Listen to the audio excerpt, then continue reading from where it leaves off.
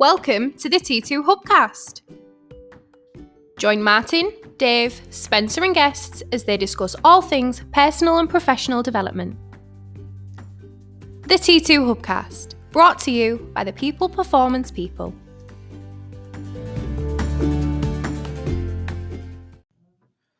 So welcome to another T2 Hubcast with me, Martin Johnson, and me, Spencer Locker. Spencer, how the devil are you? Doing fine, mate. Yeah. Weather's glorious and summery.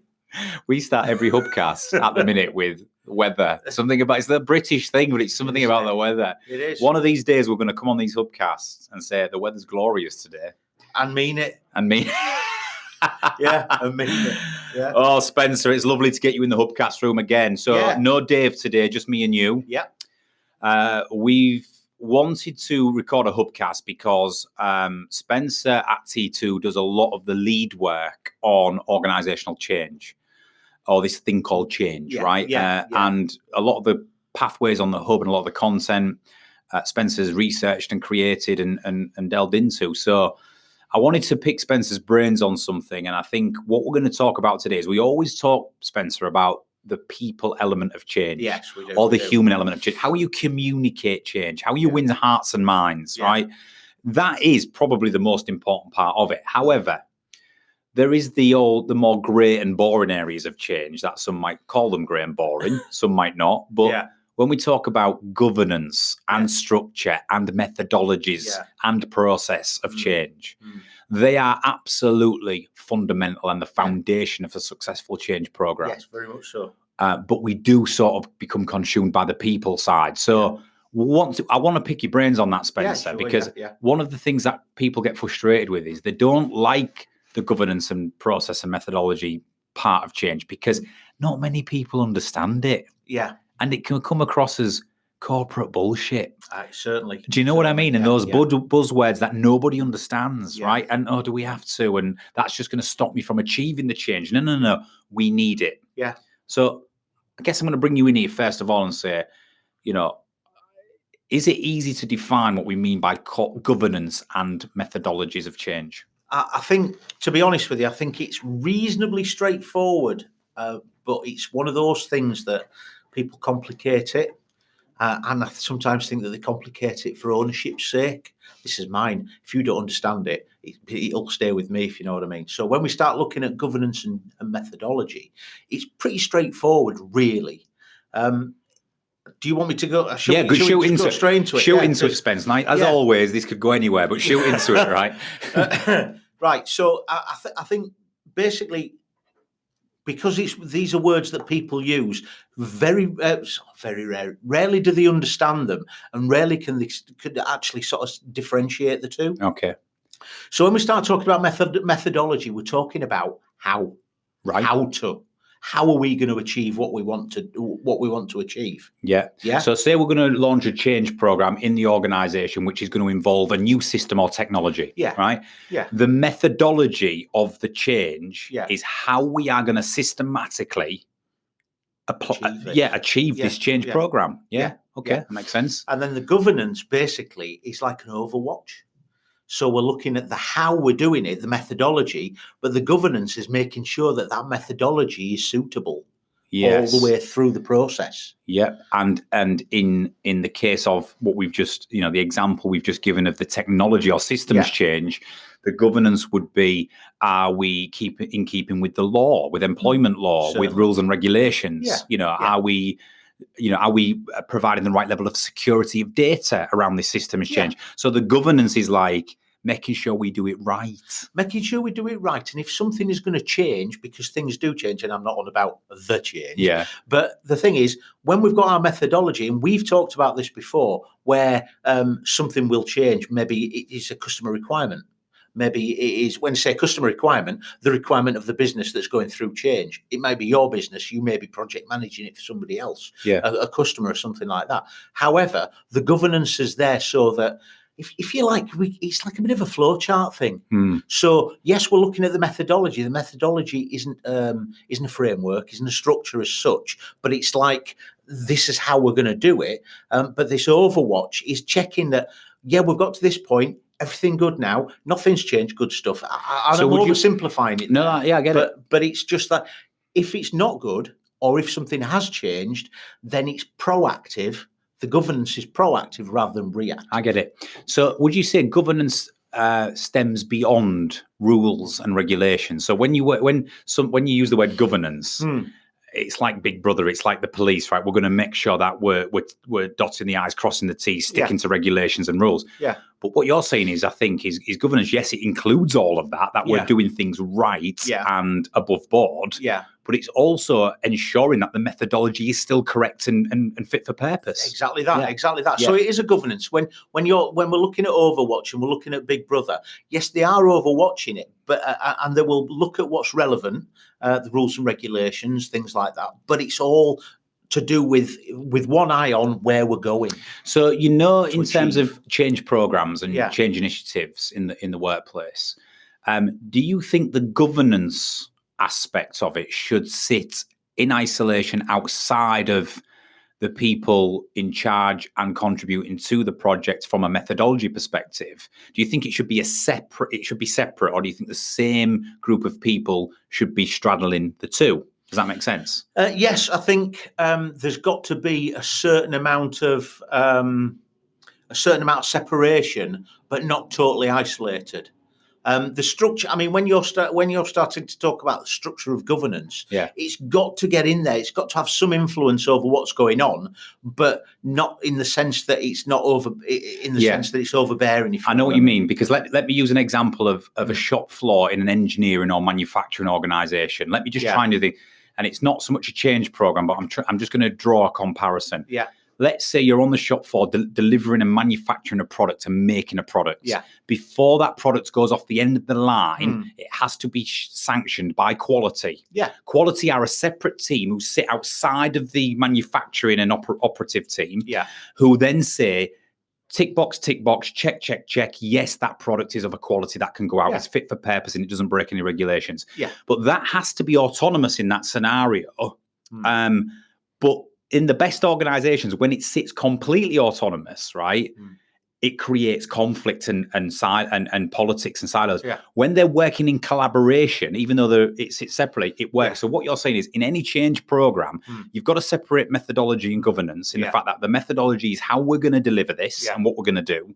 The governance is going to make sure we're doing it properly, right, above board and to a standard. Yeah. But it's also going to be sanity checking that the methodology is still fit for purpose all the way along and be willing to change. And yes, it can sit separately, but they've got to be intrinsically linked, is what you're saying. It can't be just an us and you. Yeah. So when you I like the way what you're doing from an engineering perspective. So you've got that people are ticking the box, that quality auditing, if you like. So whatever you produce has got to pass stringent safety or standards or something like that. Yeah. So before it gets to that point, it's got to go through R&D, hasn't it? Yes. Yeah. So R&D are going to create something, and then going to bang it over to the quality guys. So rather than the quality guys, do you know when we do external leadership? Yeah. And we start talking about coaching management style, yeah? Rather than saying this is wrong or this isn't working, it's actually saying, but if you did it like this. So you've got a little bit of feedback rather than sort of saying computer says no. You've hit on a really important point that I think we need to just encapsulate on this hubcast.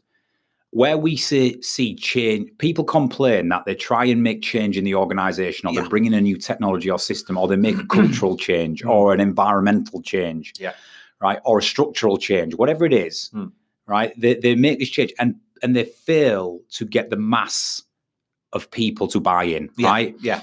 And you've just hit on a really good point. What then happens is people are convinced this is a bad idea or it's not going to work. So they're looking for every reason as to say, that ain't right, that won't work. Yeah.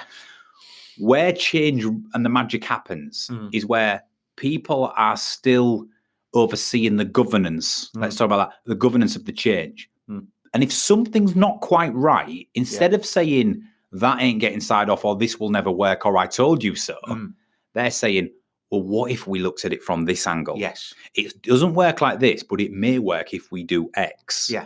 And when that forward-thinking challenge state type of communication happens, that's where change is effective, because it's never it's never perfect first time. Yeah. So I think that's a really good thing. Let me just recap. Methodology is how we are going to achieve the change. Yeah. You usually have a team who are responsible for that and working on that. Yeah. Governance is overseeing, overlooking a number of multifaceted things around that methodology, from rules, regulations, doing things right, making sure it's above board, making sure quality is there, but also continually checking that the methodology is fit for purpose. Yeah. But the two have to be intrinsically linked and collaborating. Yes. Collaborating, not against each other, or not one trying to trip the other one up. And we see that, don't we? So many times we see that happen, which strangles change initiatives. Yeah. And as soon as you start streamlining the structure of that, because when we say streamlining, we don't mean less. We're talking appropriate. So we're talking about appropriate people at the appropriate places. So we've basically got a sponsor. Right. So the sponsor's like Headshed. He or she is the person that this change is most likely to affect. So this sponsor is the one that basically sort of says, we need this change, and the reason we need this change is yada, yada, yada. So you've used the words there. The sponsor should be the person who it's most likely to affect or benefit from. Yeah, I was just going to say, the two apply, but it could be also the person who stands the greatest chance of benefiting from the change, who's got the most to gain from it, because their passion and drive around it will be greater naturally than others, because they stand to gain the most from it. Yeah. So that's an interesting point you picked up there, Spence. Many people say, who should lead certain projects? Yeah. Should it be for a finance change? Should it be the CFO? For a technology change, should it be the CIO? Yeah. Should it be the MD? Right. Your point is, well, it should be the person who stands the most, who stands the most to gain, or who it may affect the most. Should take on the sponsor role of that Certainly. change. I think that those two words are interchangeable. Yeah, I like that. I think at every given point throughout. But the thing is, because they're the sponsor, because they are sort of the driver of it, if you like, they are going to be not necessarily divorced from reality, but the thing is, they need somebody to work on their behalf. So we start talking about project manager. Well, we can call them the lead or the project manager or the nominated person, but basically somebody who's who gets the idea, if you like, from the sponsor and moves it forward. So as the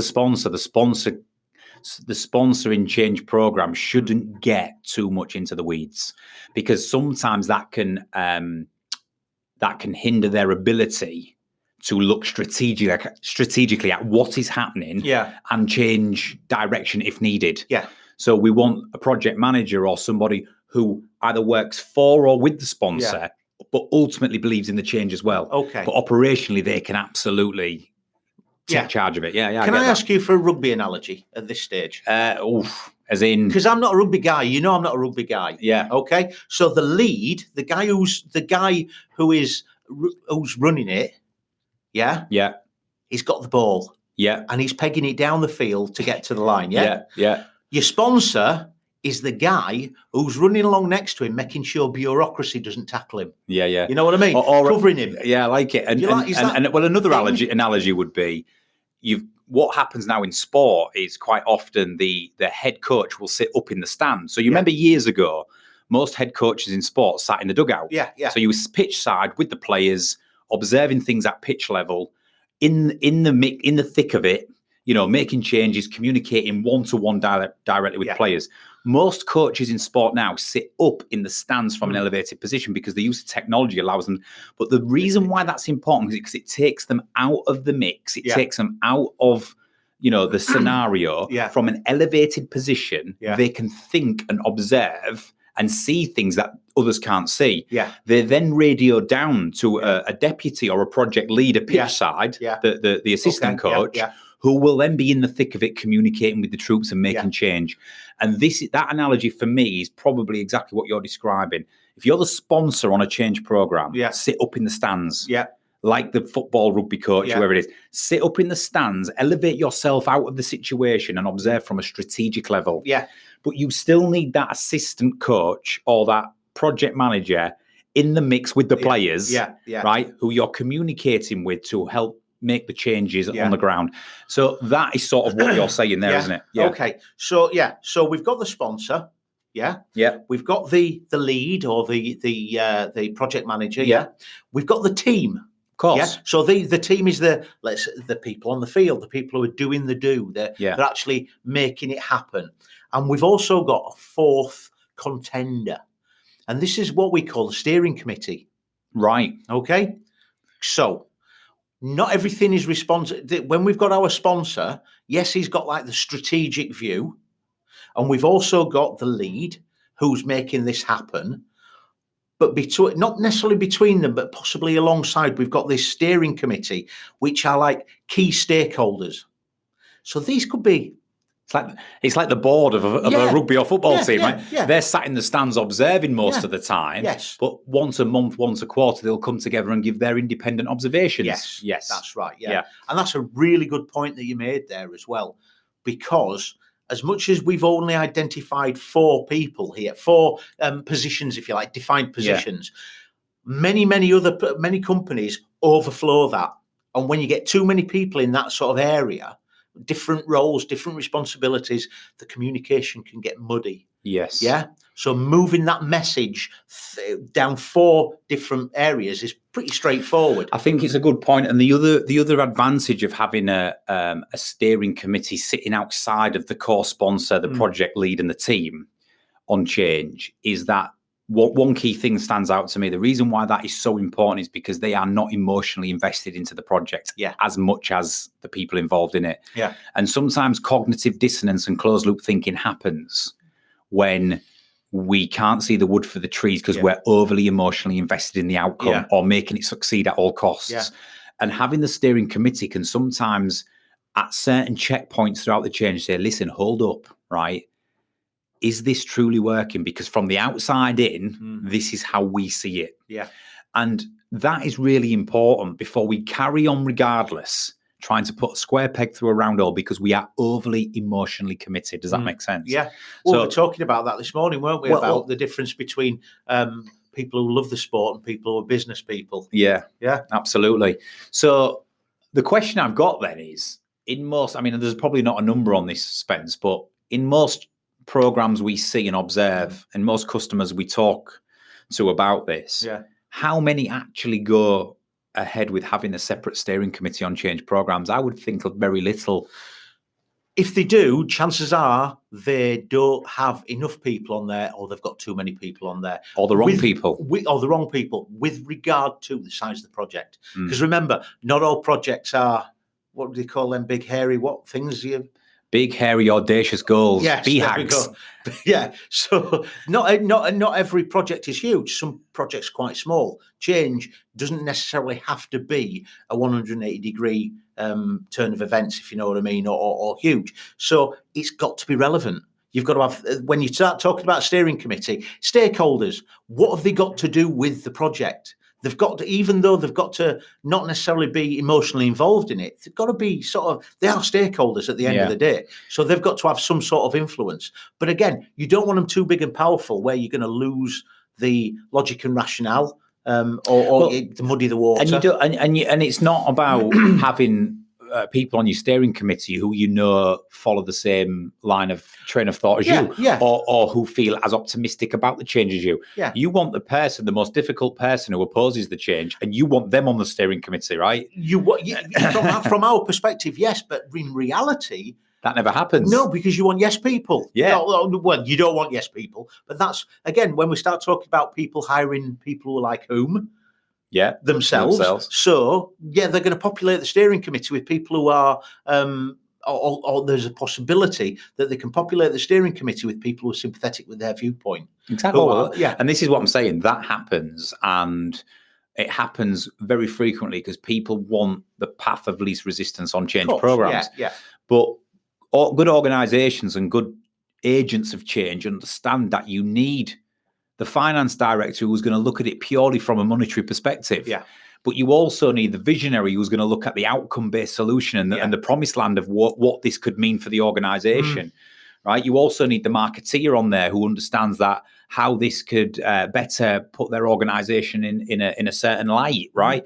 So by creating a steering committee or a steering group who are going to bring something different to the table, even if it's going to be a complete different view to your own, that's a good thing.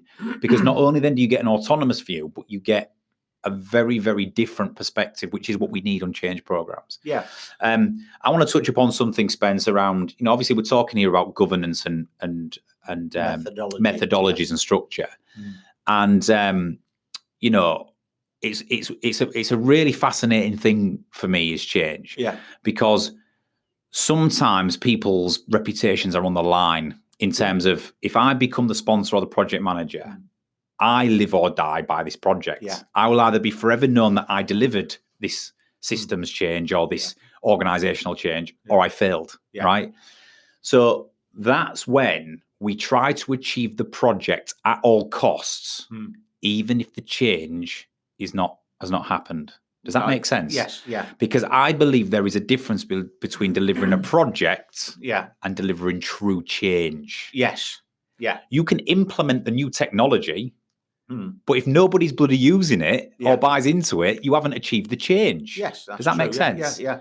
You can put a new remuneration and commission structure in for the sales team, right? But if it demotivates your people because it's not working for them, you haven't achieved the change. You've achieved the project. Yes. Right? You can launch a new product or service and spend lots of money, right? And go to market. Yeah. But if it doesn't create the revenue that you desire, you haven't achieved the change. So my point is I think organizations get caught up in delivering the projects and not the change. What's your thoughts? I think that's right. I think you're spot on there, but this is the beauty of governance. This is the beauty of governance, because you might get partway through this project to achieve the change and realize that where you set off, something's changed, whether it's technology, whether it's process, whether it's whatever it could be. But from where you set off, it's like driving from here to Scarborough. Yeah, you've got a set route that you're going to follow.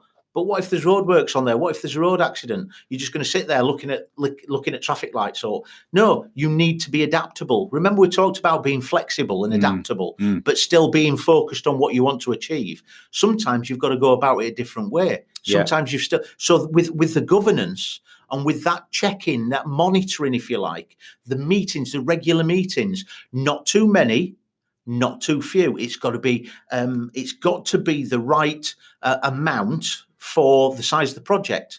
Ask me what the secret of comedy is. What's the timing? Yeah, you've got to get your timing right.